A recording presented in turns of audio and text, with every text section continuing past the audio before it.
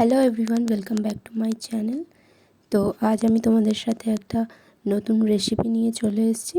এটা তোমরা ইভিনিং স্ন্যাকও বলতে পারো। এটা করতে আমাদের জাস্ট দুটো ইনগ্রেডিয়েন্টস লাগবে। তো প্রথম হচ্ছে ডাল, আর এখানে আমি যে ডালটা ব্যবহার করেছি সেটা হচ্ছে খেসারির ডাল, আর লাগবে গাঁদাল পাতা।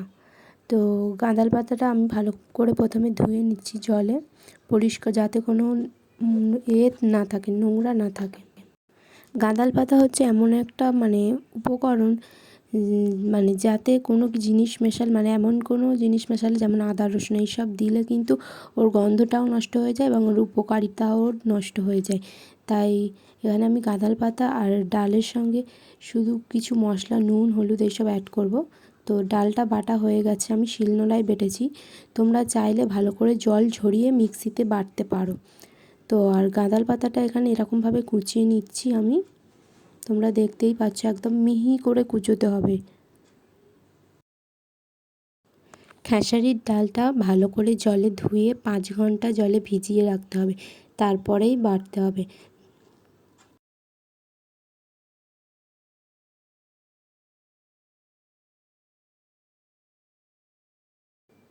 যতক্ষণ আমি কুচিয়ে নিচ্ছি, তোমরা চ্যানেলটিকে সাবস্ক্রাইব করে নাও এবং ভিডিওটিতে একটা লাইক করে দাও। তো এখানে ডালের মধ্যে আমি হলুদ গুঁড়ো দিচ্ছি, নুন দিচ্ছি এবং সামান্য পরিমাণ খাবার সোডাও দিচ্ছি।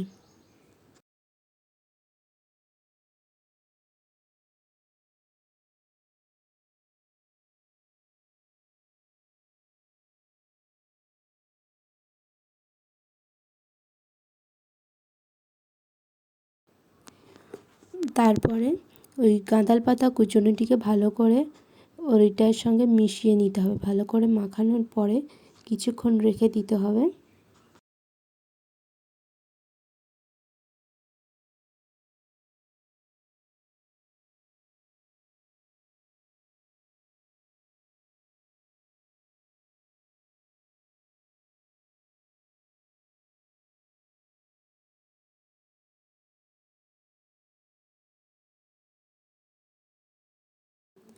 এটা স্পেশালি আমার মায়ের রেসিপি, আমি তোমাদের সাথে শেয়ার করছি।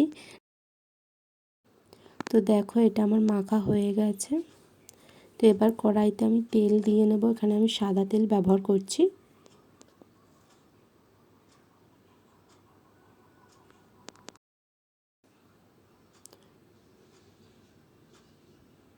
তারপরে এক এক করে বড়াগুলোকে গোল গোল আকৃতি দিয়ে তেলের মধ্যে ছাড়তে হবে।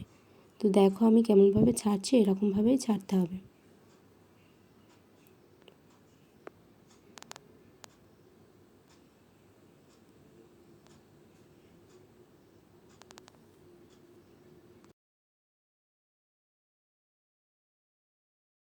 দেখো এপিট ওপিট এরকম লাল লাল হয়ে আসবে।